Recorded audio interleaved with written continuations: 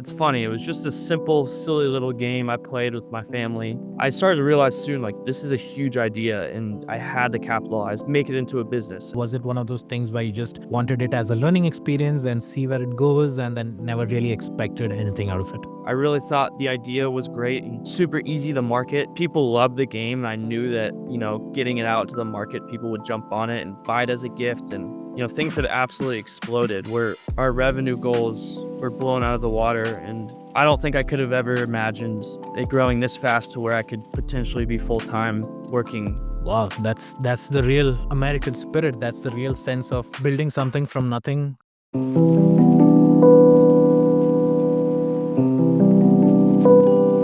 All right.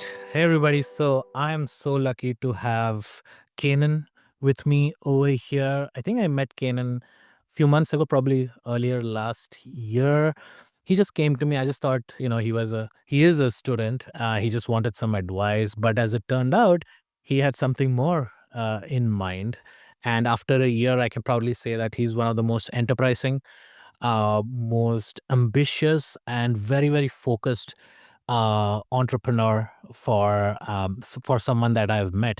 And it's surprising that he's a senior in Lehigh University. I'm pretty sure he has a few other side gigs going on, but he's the founder of Deal Dink, one of the fastest growing card games on Amazon. I'm pretty sure in North America as well.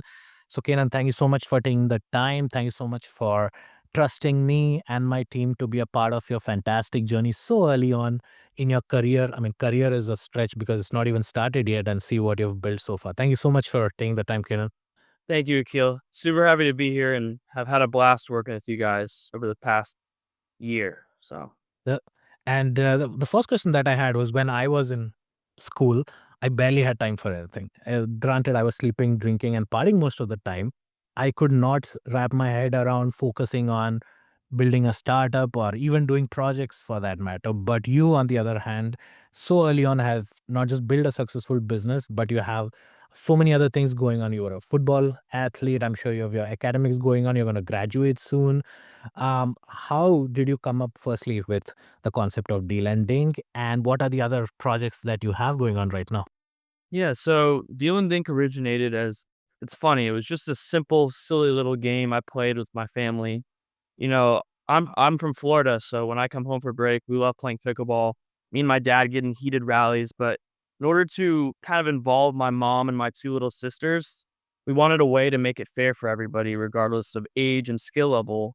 So we came up with these little challenges to play on the pickleball court and during the rallies, like holding hands with your partner you're playing with or hopping on one foot, and we had such a blast, and we started playing with friends and other family members, and I started to realize soon, like, this is a huge idea, and I had to capitalize and make it into a business, especially with, as we all know, pickleball being the fastest growing sport in the world. So, that's how Deal and Dink started, and on top of that, like you said, I attend Lehigh University, study mechanical engineering and business, play Division I football there, and I also do run another business with my co-founder. We started a mobile app and a web app that helps feeding therapists manage children with feeding challenges who need therapy to help them develop a better diet and increase their eating habits. So that's been a fun journey. I've been doing that for over 3 years now. So lots of research is involved with that venture, and it's a lot slower of a pace compared to Deal and Dink, but definitely a challenge balancing the both of them. Wow, mechanical engineer, football player, and a successful entrepreneur. That's pretty incredible. Did you imagine de-lending specifically would have turned out the way it has, or was it one of those things where you just wanted it as a learning experience and see where it goes, and then never really expected anything out of it?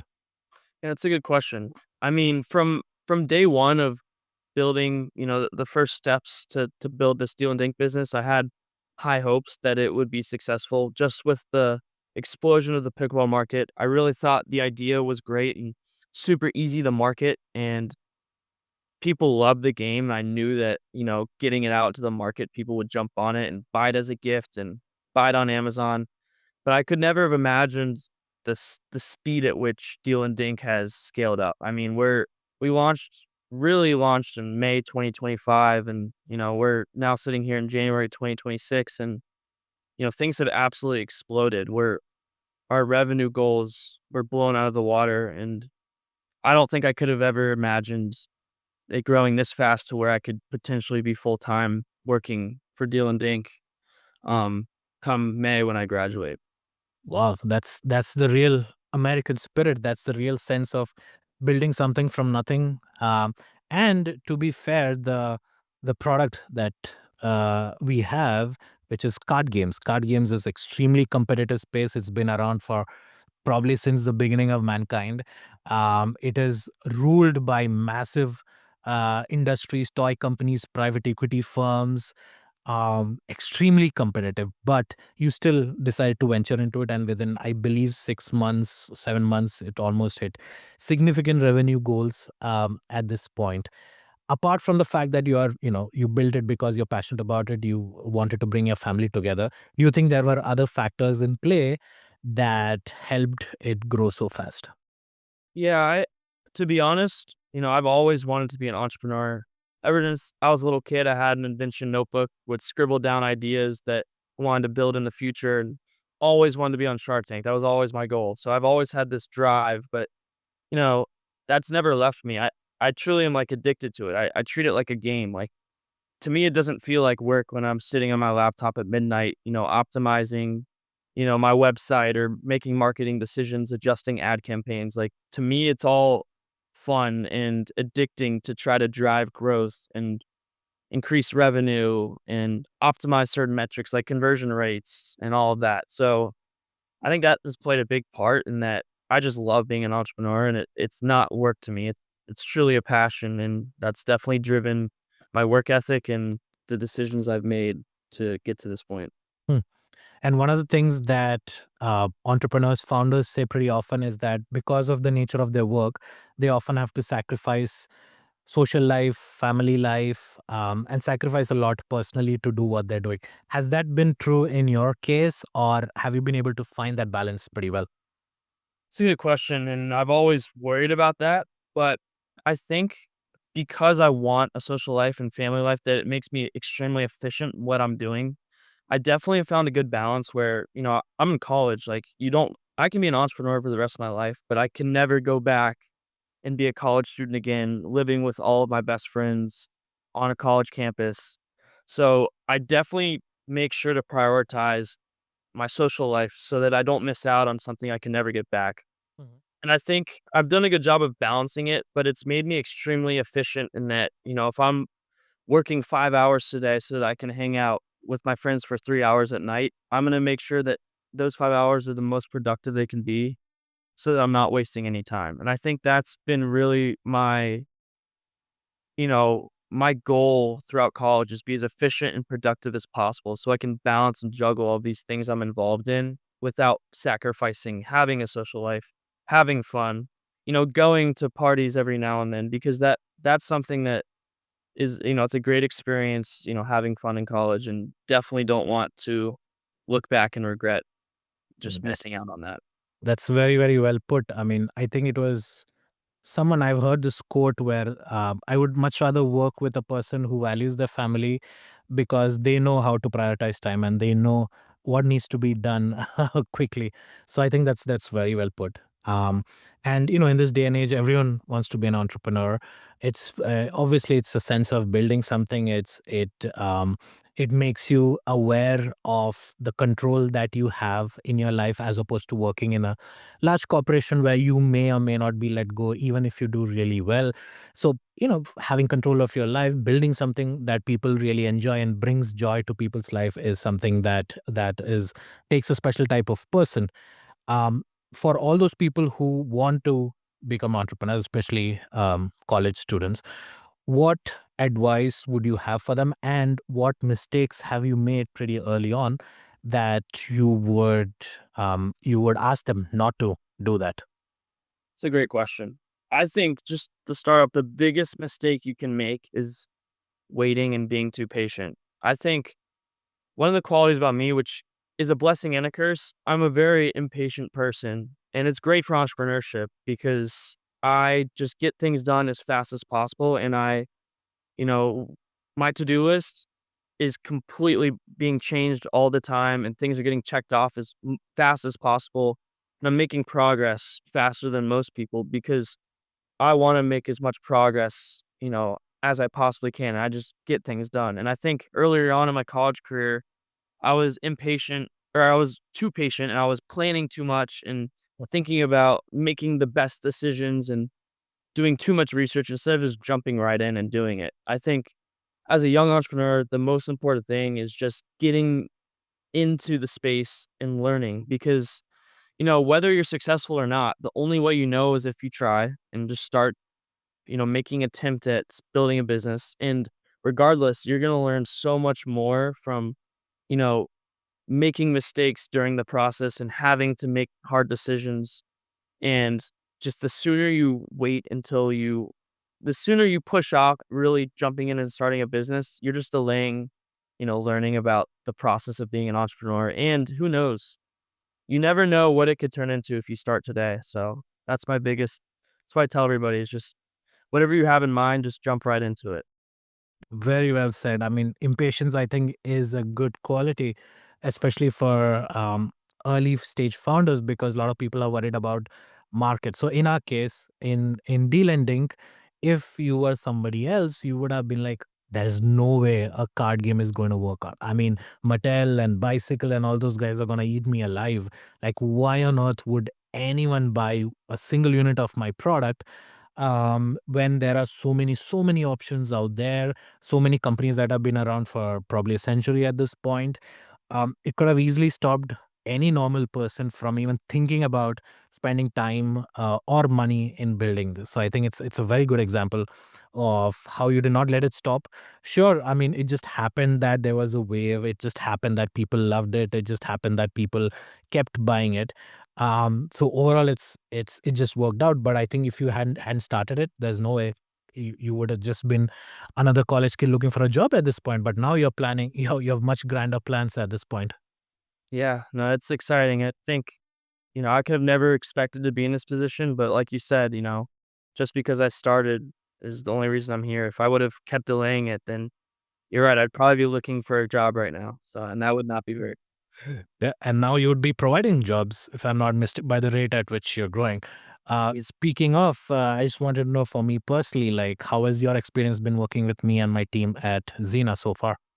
It's been unbelievable.